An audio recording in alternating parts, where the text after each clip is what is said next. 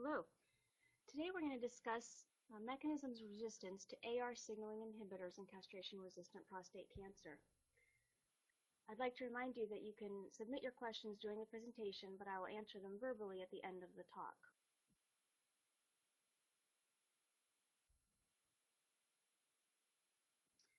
The objectives for our talk today are to discuss first the continued role of androgen receptor signaling in castration-resistant prostate cancer, to review the signaling pathways involved in the development of resistance to AR Axis inhibitors, to review novel agents that are currently in clinical development and emerging data on mechanisms of resistance to these agents, and finally, to discuss issues in determining optimal sequencing and combination treatment strategies for patients with castration-resistant prostate cancer.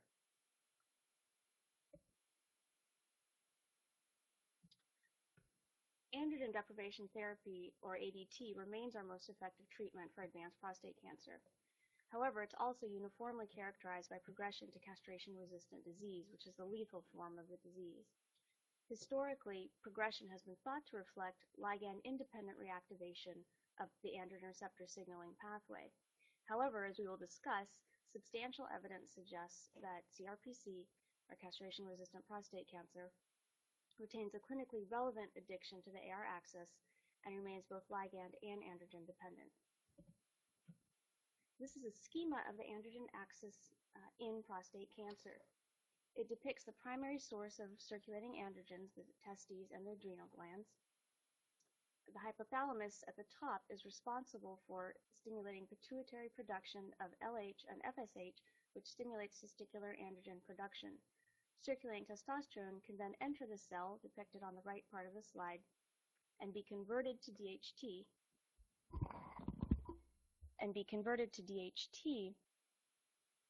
which is the more potent form of androgen, which can then bind to the androgen receptor and stimulate AR-mediated gene expression. Castration can be achieved either by surgical castration or, more commonly, by medical castration using GnRH agonists, which inhibit the hypothalamic pituitary axis. Agents such as 5-alpha reductase inhibitors, which prevent the conversion of testosterone to DHT, or anti-androgens, which block the AR, can be used to potentiate inhibition of the AR axis. Importantly, while castration eliminates testicular androgen production, the cellular AR axis is still on in a majority of CRPC tumors. This is thought to be driven by residual tumor androgens derived from either the uptake of circulating adrenal androgens or the intratumoral synthesis of androgens, as well as alterations in the AR which potentiate its activity.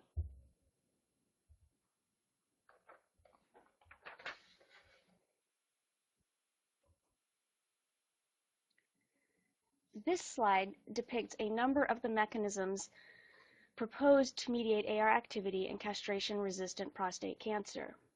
Early in disease, as shown at the bottom of the slide, faulty repair of DNA breaks that occur during AR-driven transcription can lead to oncogenic rearrangements such as the prevalent TMPRSS2 ERG fusion product, which we'll discuss later in the presentation. On the left-hand side of the slide, mechanisms related to ligand-driven activation are shown. In particular, the AR can be activated by residual intratumoral androgens, as we discussed, from adrenal or intratumoral synthesis. It can be activated by alternative ligands such as adrenal androgens, progesterone, or anti-androgens in the setting of specific AR mutations. The AR protein itself can undergo changes which potentiate its activity, including AR amplification or overexpression, AR mutations, or ligand-independent AR splice variants. Alterations in co-regulatory molecules that potentiate AR activity have also been identified in castration-resistant prostate cancer. Finally, the AR can be activated by crosstalk with other signaling pathways, such as IL-6, HER2, EGF, or the PI3 kinase pathway.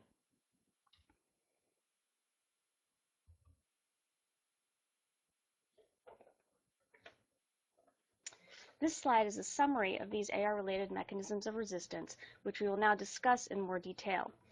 We will begin by reviewing data regarding the activity of residual tumor androgens in CRPC tumors. This slide shows that persistent tumor androgens are detected in CRPC metastases in conjunction with ongoing AR transcriptional activity. The panel on the left is depicting tumor testosterone levels that were measured in prostate tumors obtained from men with castration-resistant prostate cancer. On the right-hand side, there are 8 patients, M1 through M8, for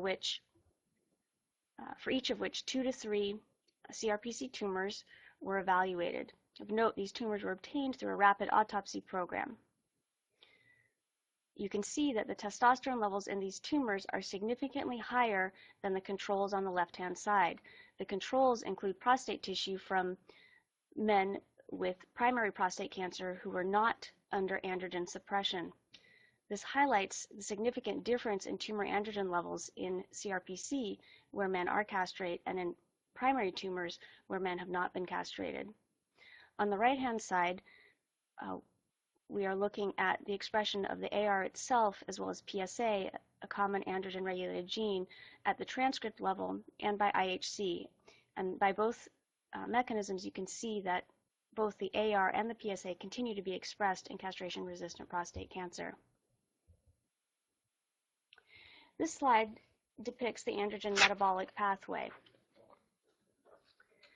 It is important to review several components of this pathway in order to understand the source of tumor androgens in CRPC, as well as the novel agents that have been designed to target this pathway. Androgen synthesis proceeds from cholesterol in the upper left-hand corner through the progesterone intermediates and then to the adrenal androgens DHEA and AED via the sequential activity of CYP17A, which is shown in red. The adrenal androgens are then converted to testosterone and DHT. In CRPC, an important source of tumor androgens is thought to be the uptake and conversion of circulating adrenal androgens. And numerous of studies have demonstrated the presence of the enzymes required for the conversion of adrenal androgens to testosterone and DHT in CRPC tumors. As well, significant data suggest that prostate tumors are capable of de novo androgen production from cholesterol itself. The inset in the bottom left panel shows the expression of CYP17 by IHC staining in a number of bone and CRPC metastases, which would be a requirement for these tumors to engage in androgen production. As you can see, whether androgen production in tumors is derived from adrenal androgens or de novo synthesis from within the tumor, CYP17 is the key enzyme that's required for androgen synthesis. And this is the target of the new ligand synthesis inhibitor, Abiraterone, or Zytiga. There are several things I want to point out before we move on. First, several pathways to DHT synthesis have been proposed. The classical pathway is shown by the gray arrows from progesterone to DHEA, AED, testosterone, and DHT. However, alternate pathways which bypass the production of testosterone have also been demonstrated, including the backdoor pathway, which is shown in the blue arrows, and another pathway called the 5-adiol pathway, shown in the blue hatched arrows. It is important to note that in these alternative pathways, the same enzymatic steps are required as in the classical pathway. The only difference is the order in which these enzymatic conversions occur. As such, the same enzymes are required to be targeted for therapy. Second is when patients are treated with a CYP17 inhibitor, Abiraterone, this not only results in a decrease in adrenal androgens, but also blocks production of cortisol, which is produced from 7-alpha-hydroxyprogesterone. This leads to a feedback increase in ACTH, which stimulates the adrenal gland in order to try to overcome the block of CYP17 inhibition. However, due to the ongoing presence of the agent, this results in increased synthesis of mineralocorticoids, which are derived from pregnenolone. This is responsible for most of the side effects associated with abiraterone and is the reason why prednisone is given with abiraterone to prevent this ACTH feedback increase in hormone.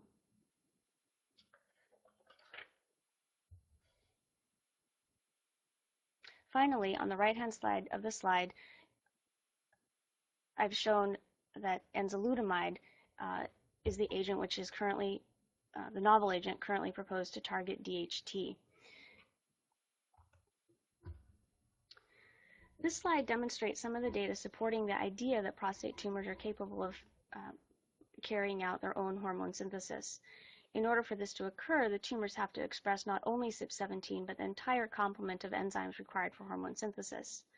On the left-hand side are 3 tumors, tumor 1, 2, and 3, for which serial sections have been made and stained with either the androgen receptor or 4 of the key enzymes required for hormone synthesis. In these 3 examples, we see that there is coordinate expression of each of these proteins within the same tumor. On the right-hand side is a summary of a number of different CRPC tumors. Each column is a tumor and each row is the antibody for which it was stained. We can see on the left-hand side that a number of tumors are blue. They express no androgen receptor and are unlikely to be good targets for AR-mediated therapy. However, a subset of enzymes clearly express both the AR as well as the coordinate expression of a number of the steroidogenic enzymes, and these would be good targets for agents that target the steroidogenic pathway or the androgen receptor.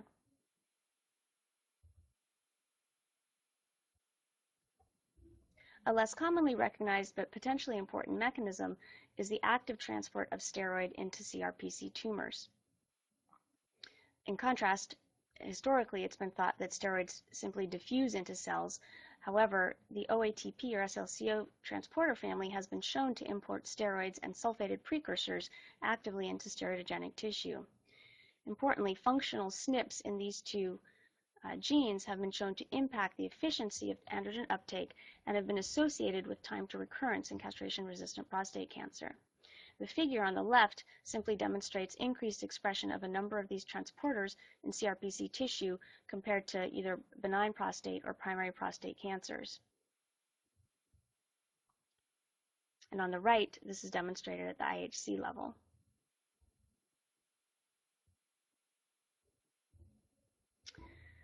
So thus far we have talked about residual tumor androgens in CRPC metastases.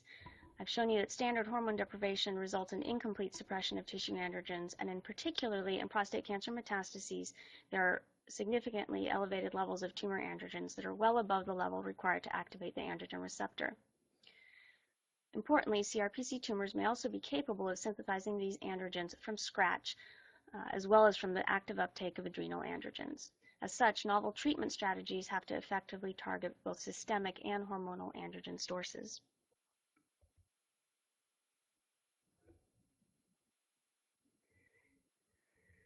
Next, we will talk about some of the AR protein changes that are involved in AR axis-related mechanisms of resistance. These include amplification, mutation, and in particular, the generation of ligand-independent splice variants. We will briefly discuss co-regulator alterations that stabilize AR-driven transcription, as well as the involvement of AR in mediating oncogenic rearrangements.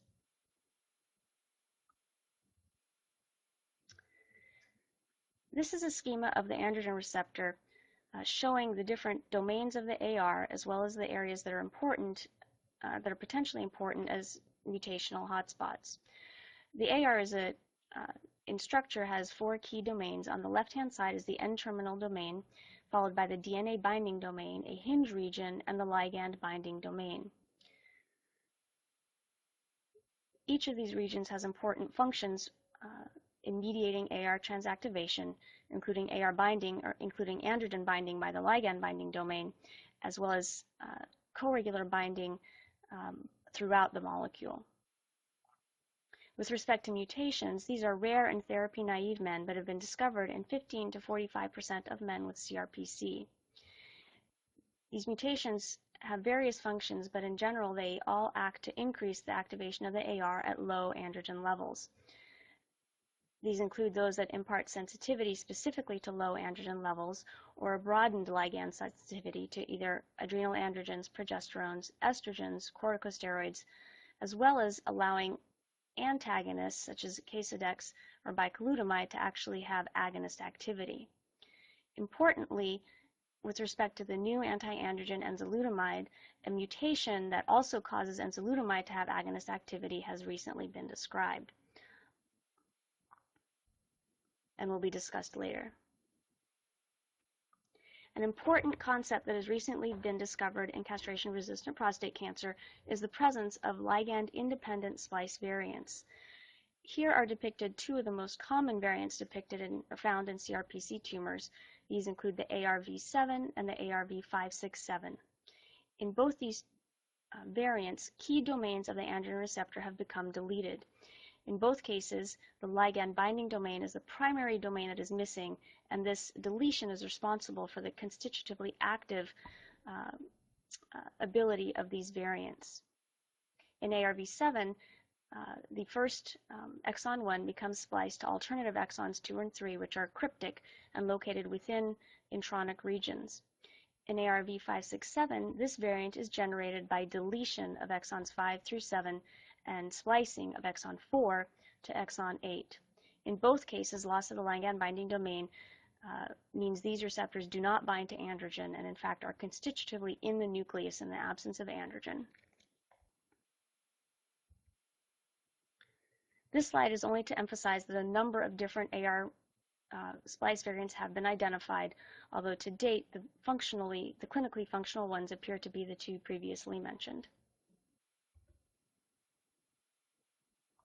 This is some of the data regarding the potential importance of increased AR variants in castration-resistant prostate cancer. On the left-hand slide is a waterfall plot showing the expression of AR variants in either benign tissue, primary prostate cancers, or in CRPC tissue. And you can see that there are increased expression of ARV7 in CRPC tissues. On the right-hand side is depicted immunohistochemical staining of CRPC metastases for either an N-terminal or a C-terminal AR antibody. Importantly, good antibodies for these AR variants have not yet been obtained because they do not have a unique sequence at the end due to the deletion. As such, differential staining of N and C terminal targets can indicate the loss or the presence of truncated variants. So the presence of N-terminal staining but the absence of C-terminal staining would reflect the presence of an AR variant.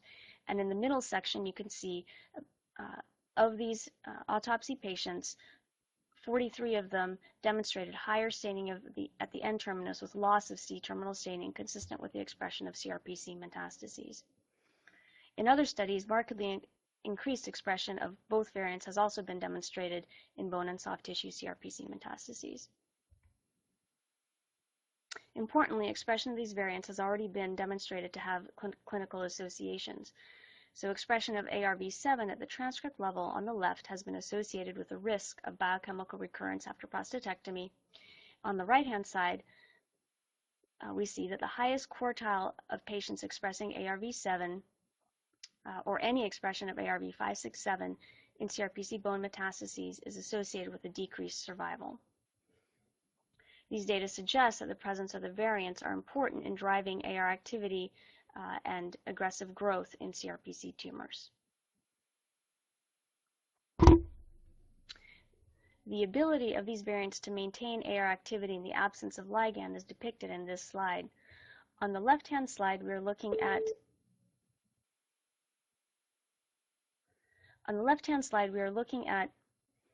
staining for the AR in the presence or absence of DHT.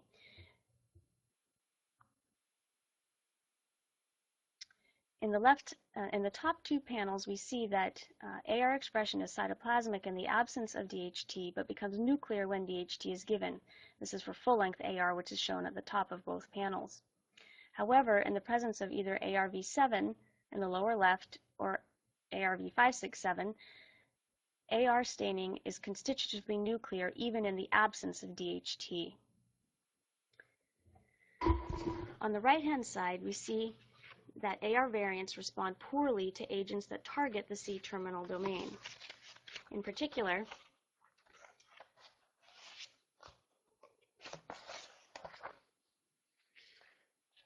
whereas an AR reporter is inhibited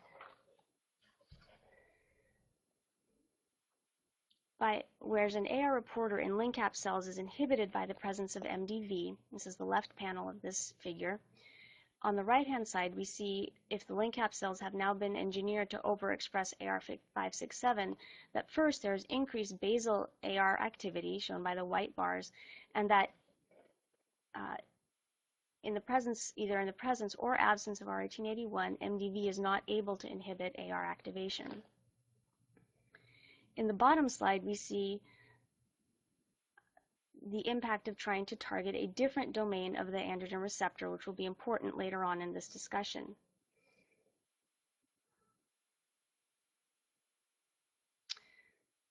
In the right-hand panel, in the columns that are labeled EPI-001, we can see that this agent, which targets the N-terminal domain, is effective against link cap cells that overexpress ARV567, whereas bicalutamide is not.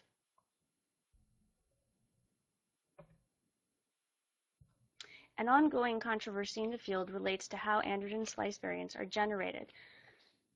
The two proposed mechanisms are either intragenic rearrangements or alternative splicing. In the genomic mechanism, either exon deletions or focal copy number increases in alternative exons within the AR locus have been demonstrated to favor synthesis of truncated isoforms. In this respect, modest increases in focal gene content between exons 2 and 3 and 3 and 4 have been demonstrated in about 20% of metastases from CRPC patients. An alternative mechanism that explains the more dynamic nature of splice variant expression is alternative splicing. In the right-hand part of the figure is simply shown that for both AR expression in black or ARV7 expression, that induction of the variant or suppression of the variant can be achieved over a 24-hour time period depending on the presence or absence of MDV. So in particular, in the right-hand portion of these figures, we see that if the cells are initially incubated with MDV, this causes induction of both AR expression and ARV7 expression. And then if the cells are treated with DHT within 24 hours, this causes a suppression of either full-length or AR variant expression, which supports a more dynamic mechanism than genomic rearrangement. It's likely that both mechanisms will be found to play a role.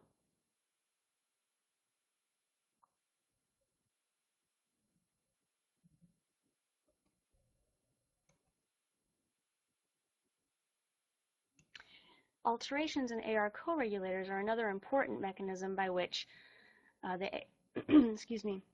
AR influences CRPC progression. The schematic shows that upon ligand binding, the AR dissociates from its chaperones, the heat shock proteins, can dimerize, enter the nucleus, and bind to DNA, where it can initiate transcription due to the recruitment of various co-regulatory molecules. The schematic on the right shows that the binding of these co-regulators is distributed along the length of the AR. In particular, you can see a number of co-regulators bind to the ligand binding domain, which could have an impact on how AR variants which lack this domain mediate androgen transcription.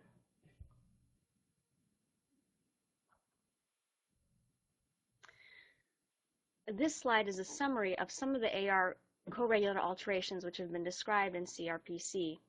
Importantly,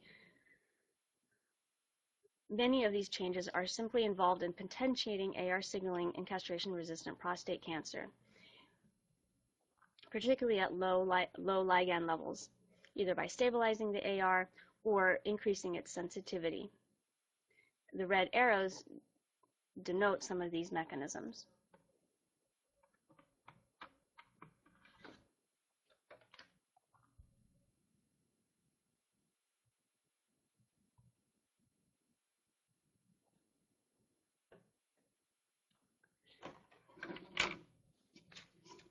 More recently, it has been understood that the recruitment of co-regulators and induction of transcription does not happen in a linear process.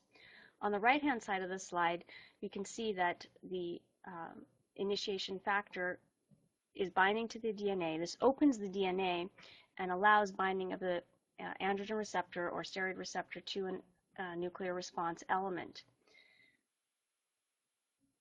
However, instead of a simple linear model where co-regulators are then assembled and transcription occurs, it has now been understood that the initiating factor, the pioneering factor, and the ARE, or nuclear receptor binding site, can be quite distant from each other in terms of the location on the chromosome, and that they are brought into close proximity by chromosomal looping. On the left-hand side, it is shown another schematic of this looping and some of the key cofactors that are involved in mediating AR activity, including FOXA1 and MED1. Importantly, dysregulated recruitment of these factors has been demonstrated to lead to a proliferative transcriptome in CRPC. The significance of this looping mechanism is that faulty repair during AR-driven transcription can actually cause genes that are distant from each other on the gene to be fused together. And in fact, this is one mechanism, another mechanism whereby the AR can mediate CRPC development and progression. So normally, AR-driven transcription involves regulated DNA breaks. These can either be repaired correctly with induction of transcription. They can be on the right-hand circle in the left-hand figure. These can, if not repaired correctly, can lead to senescence and or dormancy. But importantly, faulty repair can lead to AR-mediated genomic rearrangements. And this is thought to be the mechanism by which the AR drives generation of the prevalent TMPRSS2 ERG fusion, which is shown on the right-hand side of the panel. Induction of androgen-regulated gene expression by the AR at the TMPRSS2 promoter occurs, but due to looping and illegitimate repair, the promoter of the TMPRSS2 gene becomes fused to the ERG oncogene.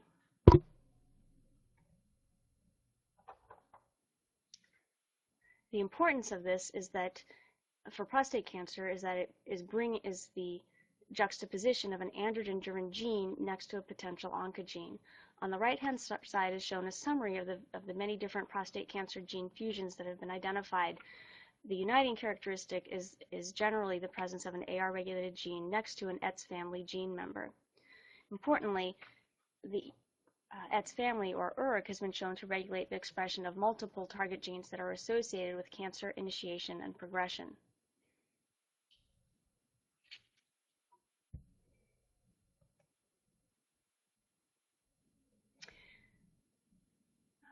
We've now discussed then many of the AR axis-related mechanisms related to prostate cancer progression. Having discussed these various mechanisms, we will now turn to discussing mechanisms of resistance to novel AR axis inhibitors. Importantly, nearly all patients who progress on Abiraterone or Enzalutamide do so with a rising PSA, suggestive of AR reactivation. In the figure, you can see staining for the AR in a bone biopsy from a patient who recurred on Abiraterone. The AR staining is shown in red, and you can see there is significant retention of nuclear AR staining in this patient who is now Abiraterone resistant. Notably, the emerging data suggests that resistance to these agents is due to multiple, potentially cross-resistant mechanisms that are all still directed at maintaining AR signaling. In particular, if we look at the mechanisms that we have already discussed, a number of them have already been identified as mediators of resistance to these AR axis agents, including the activation by non-canonical ligands, induction of residual tumor androgens, AR overexpression, mutation, and induction of splice variants. We will now examine in more detail these mechanisms, the evidence for these mechanisms in resistance to first Abiraterone and then to Enzalutamide. This slide shows the response of 2 CRPC prostate cancer xenografts to treatment with Abiraterone. In the top row is the LuCap23 xenograft. In the upper left panel, we can see that at 7 to 21 days after castration, levels of testosterone in the xenograft are markedly reduced and remain suppressed in the recurrent tumors. In the next panel, we see that similarly, DHT levels become suppressed at short time points after therapy and remain suppressed. In the bottom panel, we see that for both testosterone and DHT in this xenograph, the LuCap35 xenograph, that there is suppression of these hormones at the short time points. However, a subset of the recurrent tumors in this xenograft show partial reconstitution of tissue T and DHT levels. Notably, this is accompanied at the transcript level by increases in RNA transcripts encoding steroidogenic enzymes, including CYP17 as well as others. And recent data proposes that one mechanism of resistance to abiraterone may actually be selection of an activating mutation in another key steroidogenic gene, HSD3 beta 1.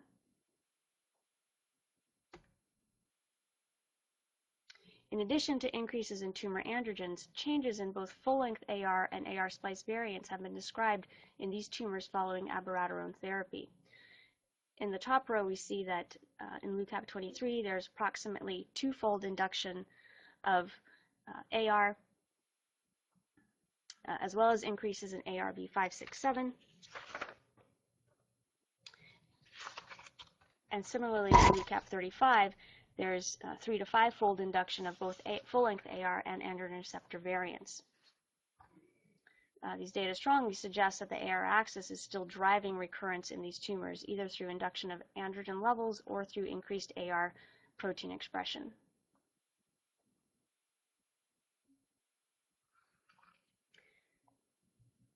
Another potential mechanism of resistance is the development of AR mutants. A very interesting observation that has recently been reported are case reports of patients having an anti-abiraterone withdrawal response. We see here a patient who has been treated for his prostate cancer. He shows an initial decline in PSA following hormone therapy and then following docetaxel. He starts abiraterone acetate with a nice fall in PSA, but at recurrence, when his abiraterone is discontinued, there is a steep decline in his PSA level. This response has been characterized with patients who have been treated with anti-androgens and has been thought to reflect the fact that anti-androgens gain agonist activity over time. It is less clear how abiraterone would start to induce agonist activity. Notably, abiraterone is a weak AR antagonist, and thus it is possible that over time the androgen receptor could evolve to use abiraterone as an agonist. However, another potential mechanism is that there may be selection for promiscuous AR mutants that are capable of being activated by the progesterone intermediates that are increased within abiraterone treatment, or by the exogenously given steroids that are intended to prevent the ACTH-driven side effects. With respect to enzalutamide, mechanisms involving both the AR and androgen levels have similarly been described.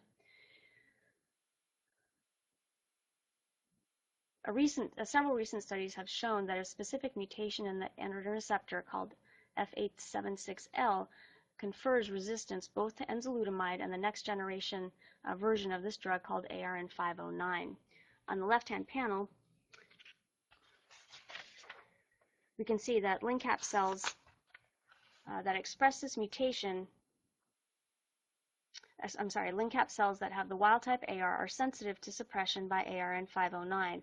However, on the right-hand side, LNCAP cells that express the AR with the mutation are no longer sensitive to either ARN509 or enzalutamide. Interestingly,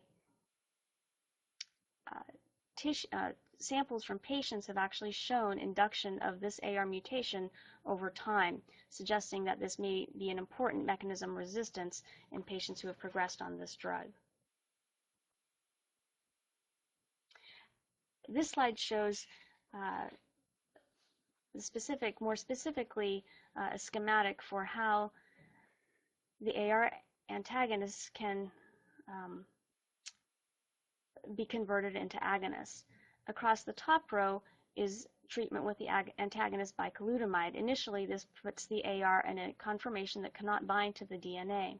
However, a known mutation that occurs in the AR, W741C, alters the structure of the androgen receptor so that bicalutamide can now bind in an activating format, which allows DNA binding and activation. enzalutamide was specifically designed so that it would not activate this particular AR mutation. However, over time, a different mutation has developed, which again allows the antagonist to bind the AR in an activating conformation.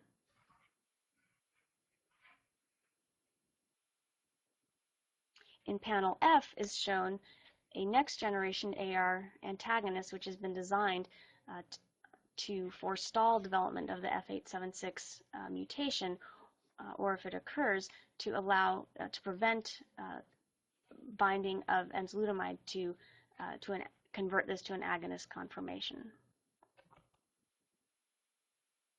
In addition to AR mutations, induction of androgens and AR splice variants following enzalutamide treatment has also been described.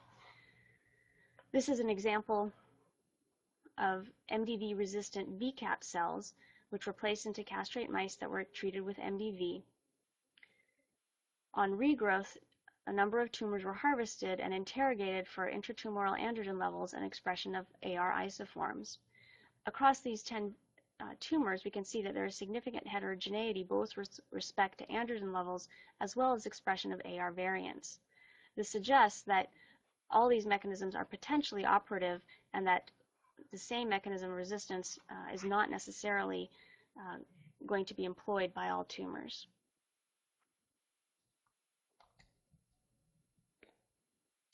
An important concept which has recently been described is the potential cross-resistance of AR pathway inhibitors with taxane therapy. It has recently been shown that taxanes actually inhibit microtubule-mediated AR nuclear translocation, and that clinical responses to taxane therapy correlate with AR sequestration in the cytoplasm in circulating tumor cells from patients who are undergoing therapy. The schema on the left shows the transit of AR to the nucleus on the microtubule bound to the dynein motor, and that docetaxel or taxanes can inhibit this translocation.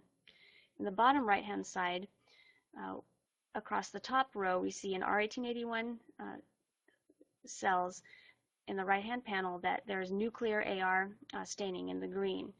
In contrast, across the bottom row, if the cells are pre-treated with paclitaxel in this case, this prevents the accumulation of AR in the nucleus upon R1881 or androgen treatment. Furthermore, a common AR splice variant that we reviewed before, ARV7, has been proposed to actually lack the microtubule binding sequence and therefore to be less sensitive to taxane-mediated nuclear transport. The importance of this potential cross-resistance has still not been elucidated, but it demonstrates that patients who have progressed on AR Axis inhibitors may have developed AR resistance mechanisms that could influence their sensitivity to subsequent taxane chemotherapy. Finally, I would like to discuss some of the emerging strategies for targeting the AR axis. Of these, potentially the most important one are new agents that are targeting the N-terminal domain of the androgen receptor. To date, all of the androgen receptor antagonists target the ligand binding domain.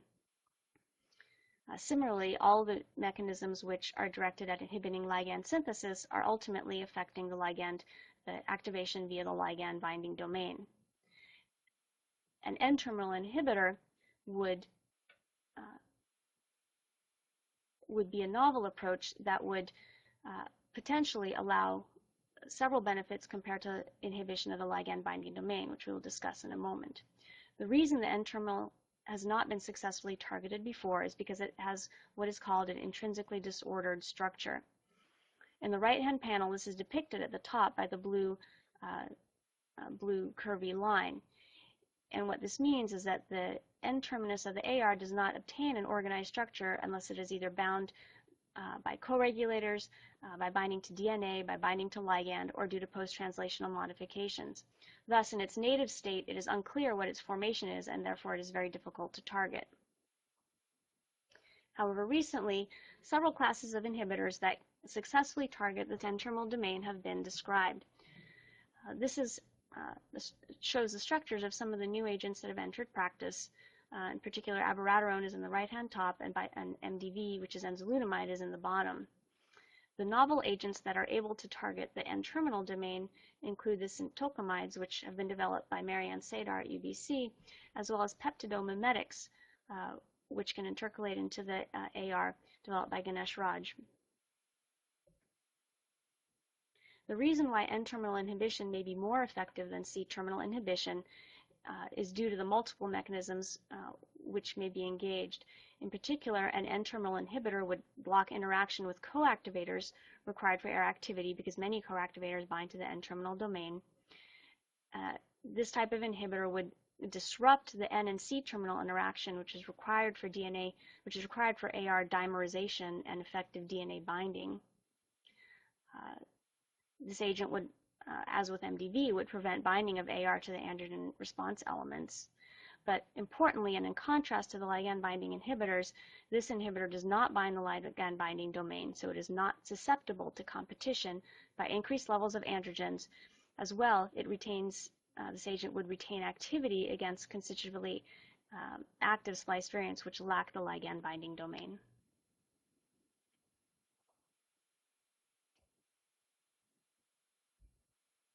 In the last few slides, I will review some of their current thoughts with respect to optimizing treatment strategies. Importantly, there have been a number of lessons from infectious disease, such as the treatment of tuberculosis or HIV, showing that sequential therapy is doomed to fail, and that potent combination treatment strategies are far more likely to be successful for effective therapy. With respect to prostate cancer, this involves several potential combinations that could either target multiple nodes of AR action, including ligand synthesis inhibition, inhibitors of AR stability, such as HSP90 or HSP27 inhibitors, agents that can impede AR translocation, such as taxanes, and then DNA binding inhibitors, such as MDV, EPI, 001, and peptidomimetics. And finally, certain agents are being developed to promote AR degradation.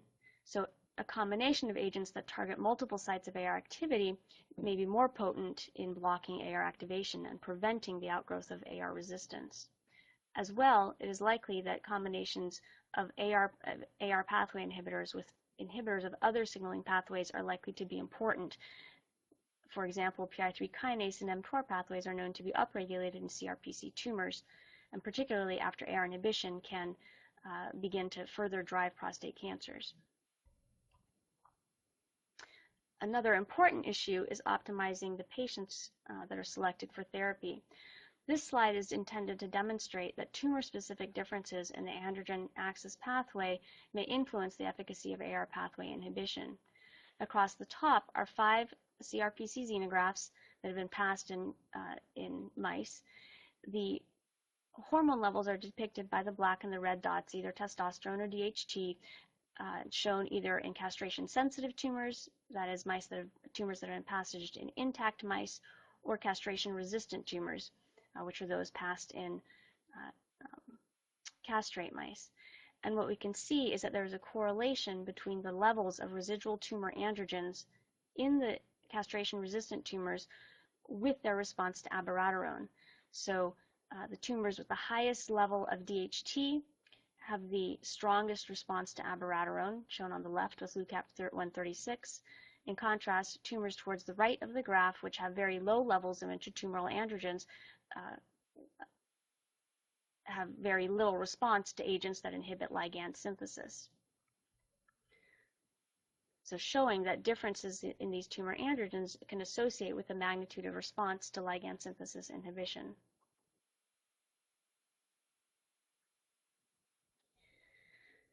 This is likely to be important in selection of patients for treatment, as patients also demonstrate these tumor-specific differences in the expression of AR or synthetic enzymes, which may influence their response to treatment.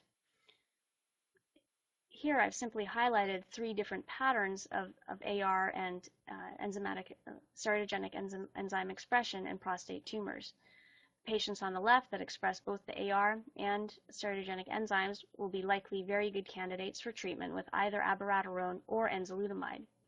The patients on the right, which express the AR but are negative for steroidogenic enzymes, would not be appropriate candidates for abiraterone necessarily, but might be better candidates for an AR-targeted agent. Conversely, patients in the middle that express neither steroidogenic enzymes nor AR will not be effectively treated by either of these approaches. So in summary, I've shown you that AR signaling plays a critical role in driving the development of castration-resistant prostate cancer. We've reviewed some of the key mechanisms of AR activity in CRPC, including AR activation by residual tumor androgens and non-canonical ligands, AR protein alterations such as amplification, mutation, and particularly important splice variants, the potentiation of AR activity by alterations and transcriptional co-regulators, and then an introduction to AR-driven DNA rearrangements that can cause oncogenic transformation. I've also shown you that persistent AR signaling continues to drive resistance to potent ligand synthesis and AR inhibitors, such as Abiraterone and Enzalutamide, and that to date this has been shown to occur via induction of tumoral steroidogenesis, AR, and AR Splice variants.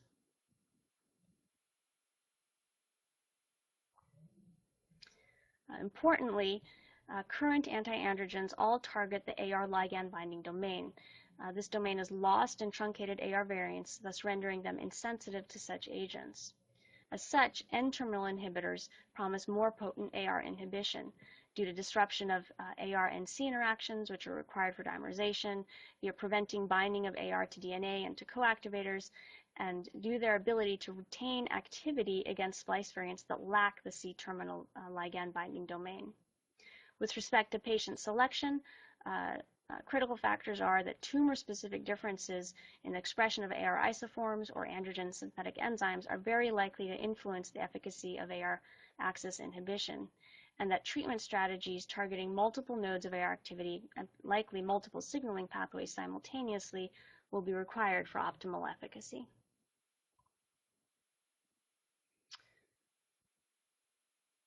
These are the acknowledgments for this talk. And finally, to obtain continuing education credits, you may go to the BioConference Live website for evaluation. Thank you.